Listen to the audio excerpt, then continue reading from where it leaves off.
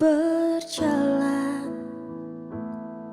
hanya di jalanmu, mendengar hanya suaramu.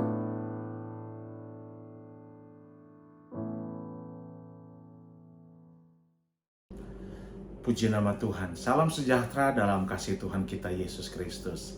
Kalau kesempatan ini kita boleh berjumpa kembali dalam program Renungan Sosianim. Ini semua karena kebaikan Tuhan, ini semua karena kemurahan Tuhan. Itulah sebabnya sebelum kita mau masuk di dalam firman Allah, mari kita berdoa terlebih dahulu. Tentunya kita meminta hikmat yang daripada Tuhan. Mari kita satukan hati kami, hati kita semuanya. Terima kasih Tuhan, terpujilah nama-Mu. Kesempatan ini kami ada lagi, kami bisa berjumpa dengan jemaat-jemaat Tuhan dimanapun mereka berada. Dan biarlah dalam perjumpaan lewat Renungan Sosianim ini, kami boleh melihat isi hati Tuhan. Kami boleh mendapatkan jalan keluar dari kebenaran firman Allah. Itulah sebabnya Tuhan, biarlah firman pada kesempatan ini dapat menguatkan kami, dapat memberkati kami, dapat memberikan pertolongan yang ajaib yang datangnya daripada Engkau. Terima kasih Tuhan. Urapi hamba-Mu, berkati hamba-Mu, bahkan berkati kami semua yang menyaksikan program ini.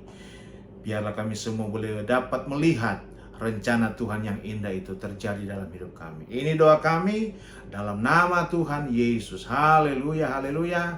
Amin. Puji Tuhan. Mari kita melihat firman Allah yang saya ambil dalam kitab Injil Lukas pasalnya yang ke-8. Saya kasih judul tentang firman Tuhan adalah pasti ada pertolongan bersama Yesus. Pasti ada jalan keluar bersama dengan Yesus. Pasti ada mujizat bersama dengan Yesus. Saya ambil dalam kitab Injil Lukas pasal yang ke-8 ayat yang ke-22. Lukas 8 ayat yang ke-22 dan kita baca sampai ayat yang ke-25. Demikian firman Allah. Pada suatu hari Yesus naik ke dalam perahu bersama dengan murid-muridnya. Dan ia berkata kepada mereka, "Marilah kita bertolak ke seberang danau." Lalu bertolaklah mereka. Dan ketika mereka sedang berlayar, Yesus tertidur. Sekonyong-konyong turunlah taufan ke danau sehingga perahu itu kemasukan air dan mereka berada dalam bahaya. Maka datanglah murid-muridnya membangunkan dia, katanya, "Guru, guru, kita binasa." Ia pun bangun lalu menghardik angin dan air yang mengamuk itu. Dan angin dan air itu pun reda dan danau itu menjadi teduh sekali. Oh, puji Tuhan. Saudara, pada kesempatan ini kita melihat firman Tuhan datang dalam hidup kita, hidup saudara tentunya ya, termasuk saya, bahwa dalam perjalanan kekristenan kita, dalam perjalanan hidup kita sebagai orang percaya, seringkali bahkan sekonyong-konyong seperti yang dialami oleh murid-murid pada waktu itu, bahwa mereka menghadapi badai yang besar, angin yang besar, bahkan air gelombang yang besar sementara mereka hadapi. Bukankah hal yang sama juga seringkali terjadi dalam hidup saudara dan saya? Iman kekristenan seringkali diuji dengan bahaya yang besar, masalah yang besar, persoalan yang besar, dan lain sebagainya. Saudara, dalam peristiwa ini bahwa Yesus ada bersama dengan murid-muridnya. Yesus ada dalam perahu mereka. Tetapi bukan berarti Yesus ada dalam perahu, Yesus ada dalam hidupmu, Yesus berjalan bersama denganmu lantas tidak ada masalah. Tidak. Justru seringkali yang kita hadapi, yang kita tahu, waktu kita berjalan bersama dengan Yesus, waktu kita melangkah bersama dengan Yesus, justru ada masalah. Beriringan itu.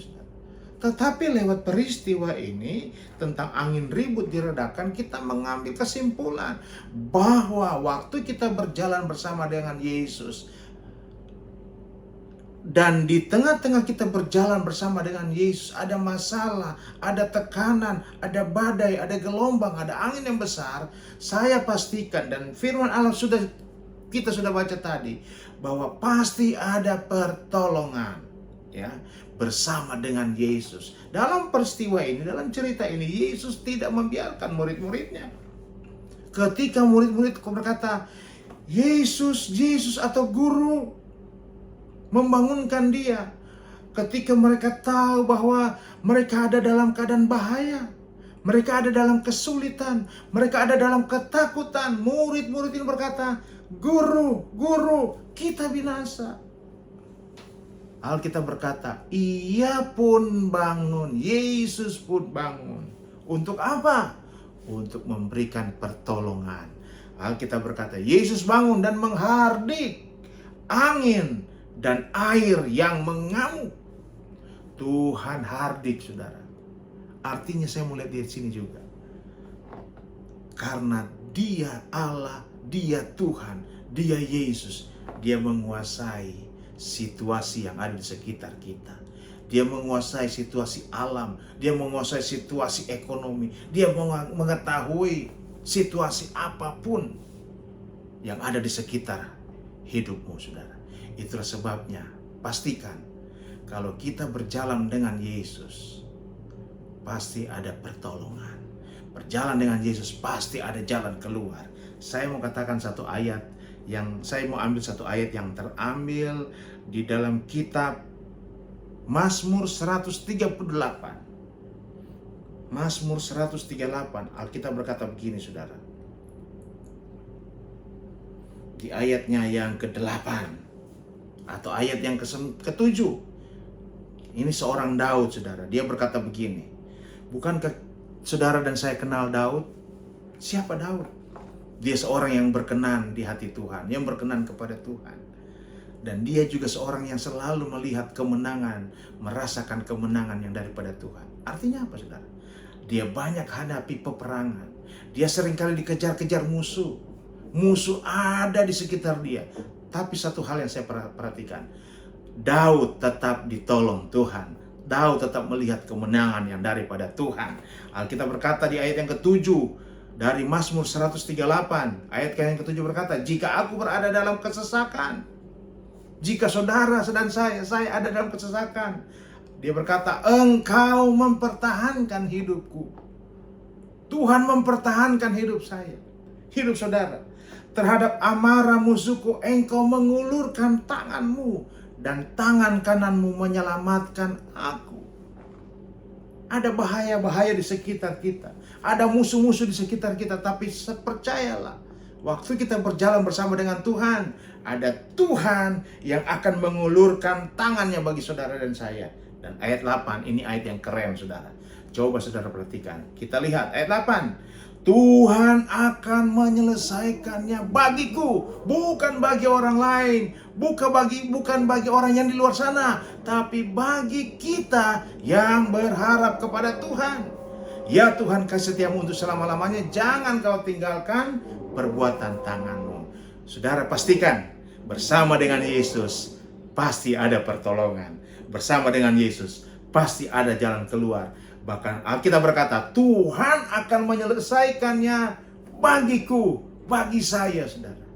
Saya boleh hadapi masalah, saya boleh ada dalam tantangan, saya boleh menghadapi badai yang besar, gelombang yang besar.